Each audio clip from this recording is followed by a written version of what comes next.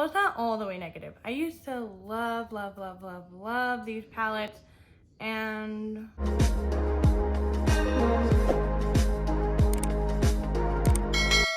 welcome to my channel. Today I wanted to do a top 5 and bottom 5 of my eyeshadow palette collection, and I'm so excited. I was doing my makeup for this and I was like, oh, I just fell in love with this all over again. So yeah, we're gonna get into this. It'll be pretty quick because, you know, it's my favorites and then least favorites. So the first palette that is my favorite, that is probably my most favorite palette in my entire collection, and it is controversial, but it's what I have on my eyes right now.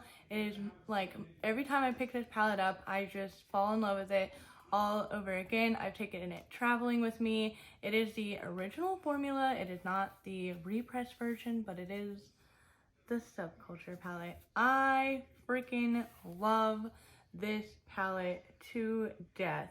I like the formula. They did repress this formula. I want to say it was a while ago, maybe like a year and a half, 2 years ago is when they like repressed it, but this palette will forever hold a place in my heart. These are my ride or die colors. Like, if I could design a palette, it'd probably look like this. These are definitely like what I lean towards when it comes to palettes.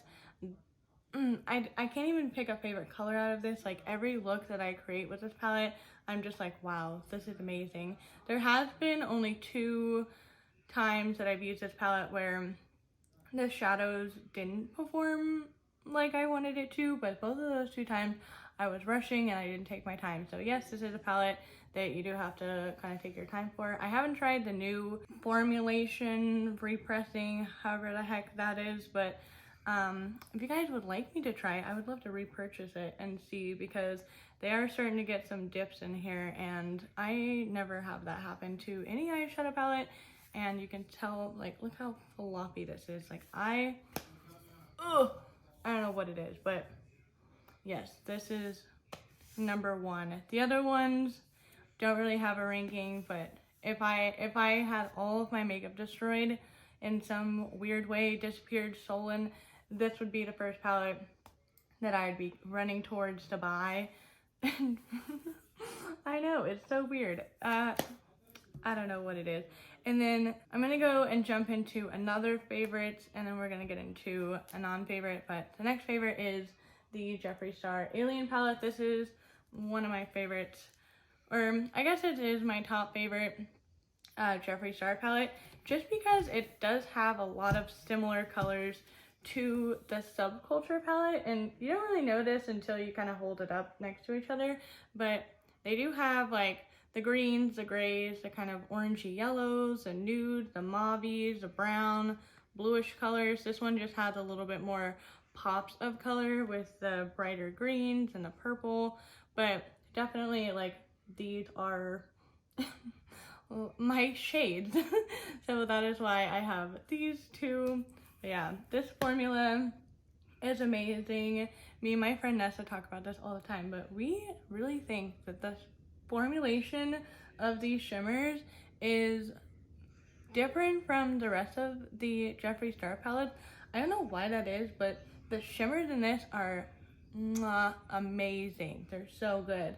Oh my gosh. This Probe shade, oh, all of the shades. I love this palette. All right, now let's get into a palette that I am not a big fan of. I did return this palette.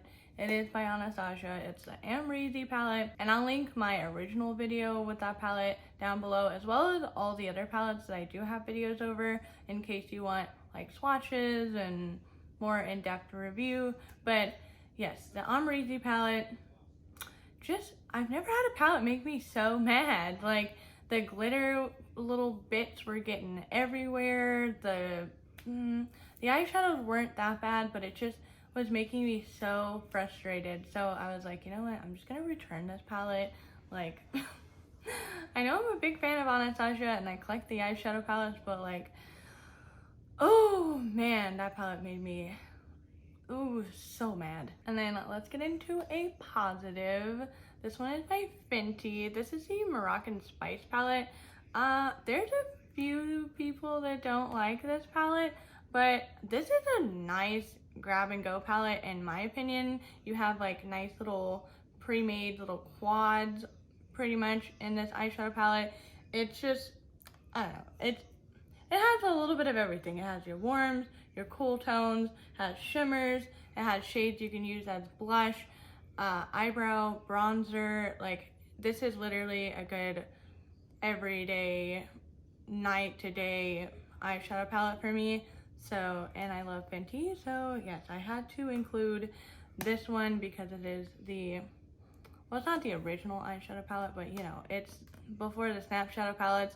Other than this palette, I do love the Snap Shadow palettes and, you know, number 7 to be particular, but I would definitely recommend the Moroccan Spice palette. It does have a different formula with these eyeshadows. I don't really know how to explain it, but if you use the Fenty Beauty eyeshadows, like in comparison to like Fenty, Jeffree Star, or Fenty, Anastasia, Jeffree Star, Colourpop, this formula is really different, and I don't know, they're like almost, they're like really pigmented, but like also like hard pressed. I don't know, it's hard for me to explain these, but the one downside that I have of this palette is that I can never remember the names.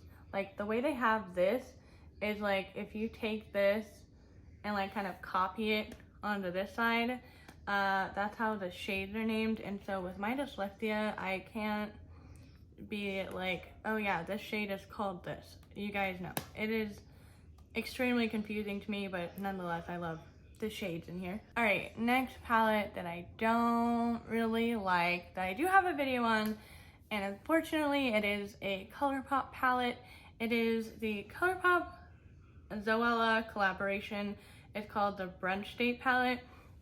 I don't really buy a lot of Colourpop, but I was like, oh, this palette is so cute. It's like one of the longer palettes, like the Anastasia one. I'm gonna love it. I like the shades, the packaging is adorable. And then I got it, and the shades just weren't how they appeared to be in the like marketing images, and I just couldn't get a look that I liked from that palette, and so it just ended up frustrating the heck out of me. There was only like 2 kind of different-ish shades in it, and I was just like, I was so excited to have such a cute palette, and then it just like was not my jam. We're gonna go into another negative. Well, it's not all the way negative. I used to love, love, love, love, love these palettes, and they are not reached for at all in my collection anymore.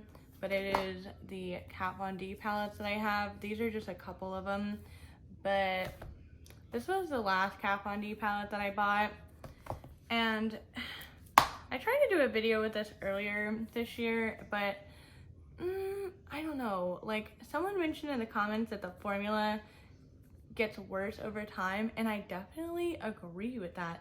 Like, you only have a limited amount of time to really use this the way that you want to use it, and like, I don't know, the colors are very confusing. It's kind of hard to get like a complete look from this palette. Like, when I saw this, I looked at this all the time at Sephora. Like, it was on the display, and I was like, oh, it's so pretty. I really want this palette. I like debated about it for so long, and then I got it, and I was like, why did I cave in and buy this? And then this palette has a totally different story. This is the metal, I don't know which metal matte, you know, whatever. But this one is a little bit of a different story. This one I really, really liked. I thought the formula was really good. It's not that good anymore. But the main reason that I bought this palette was because it's so hard to find mauve shades, or not mauve shades, burgundy shades. And I love burgundy. And I saw this shade, and I saw the gold, and I saw the kind of like purpley, pastel-y colors, and I was like, oh my gosh, like I need this palette in my life. This shade is horrendous. It is so bad. It is patchy, it fades, it doesn't blend. Oh my gosh. The other shades are pretty good, but for some reason this one shade is like, ugh. And this was like the whole reason I wanted a palette. So yeah, Kat Von D, not purchasing any palettes anytime soon unless some kind of miracle happens. But yeah, I'm slowly starting to declutter all of my Kat Von D things. I mainly like the Trooper liner and the setting powder from Kat Von D. Everything else just, it's like such a hit and miss with me that, oh my gosh. The one palette that I do regret not getting is the Pastel Goth palette. I wanted that palette so bad, and it was the same thing with this palette where I like put it off and I was like, I'm not gonna get it, I'm not gonna get it, I don't need it, and then it sold out and you could never find it again. And I was like, now I want it really bad. And I had one friend that used this palette all the time, and every time she walked in and she had that gorgeous ass eye look, I was like, I should have bought that palette. And this is why I have FOMO. All right, let's get into another positive. So this is the Natasha Denona Love palette. This one is a new one, but I have been reaching for this like crazy, even though it is a little bit more of like pinky purple, girly, Valentine's Day-y colors. I just find myself reaching for this so often because these kind of burgundy red shades work so well. The shimmers are amazing. Every time I get this palette out, I am so happy with the look that I have done with it. And the cool tone side of this over here, oh my gosh. So yes, this is a much loved palette. It is gonna be in my collection forever, and if something happened, I'm definitely repurchasing this one because this is my favorite Natasha Denona palette. But let's talk about a Natasha Denona palette that I did not like. I do have a video on it where I tried to give it a chance, and the color story was not vibing with me. So it is the Sunset palette. I did like the colors in it, like the yellow, the red, and like the orangey colors. But every time I used that palette, those were the colors that I just used. I didn't use anything else, and it was mostly just brown in the rest of the palette. And I was like, why am I paying like $65 for this palette when I have hundreds of different like reds and yellows and oranges in my collection already? So I decided to return that one because I was like, it is not worth it. It is not worth it. But this palette, on the other hand, this one is a winner. Winner, winner, chicken dinner. The other one, nay, nay, not today. All right, we're down to our last thumbs down palette. And this one's kind of a mix because I really didn't like this palette, and then I exchanged it, and now I do like it. But I'm still gonna mention it because it is at the end and it's very up there. So if you guys watch my channel, you know this palette gave me a lot of trouble when I first got it. It wasn't this palette in particular. I did exchange it, but these palettes, these Morphe palettes are like all over the place. Like I swear, it's like one palette you get, maybe bomb, perfect, love it. The next palette that you get, it's patchy, gross, makes you freaking mad. And that's what happened with this. So when I first reviewed this palette, I wanted to dive into it. I loved it so much. I thought it was such a cool color story. And Morphe, it was a little bit more affordable than Jeffree Star's normal eyeshadow palettes collaboration. And I fed into it, and oh my goodness, you guys have to check that video out because it was a nightmare. I was like out of frame, it was going patchy, it was fading. I kept finding myself reapplying the eyeshadow, and it just wasn't staying pigmented on my eyes. It was so awful.